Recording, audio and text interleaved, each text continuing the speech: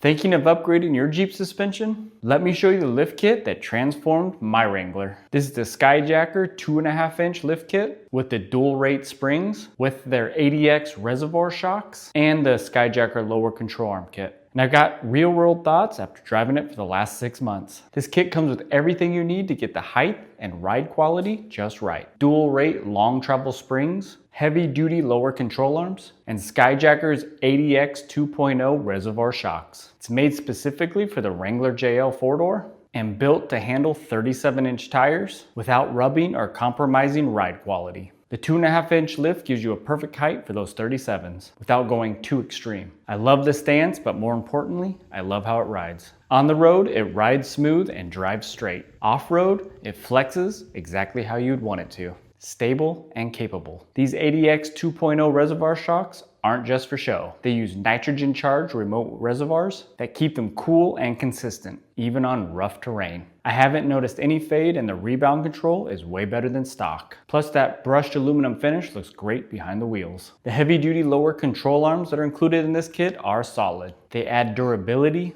better suspension geometry. You can really feel the difference in how planted the Jeep feels when cornering and climbing. It's one of those upgrades you appreciate every time you drive. One thing I really respect, Skyjacker is a family-owned business operating since 1974. Everything they build is about durability and real-world use. Supporting a company like that means you're not just buying parts, you're supporting the off-road community. If you're running 37s or planning to, I highly recommend this Skyjacker setup. It's well built, rides amazing, it gives you the look and capability you want without going overboard. Got questions? Drop them in the comments. And remember to hit that like button, subscribe if you haven't, and I'll see you in the next video.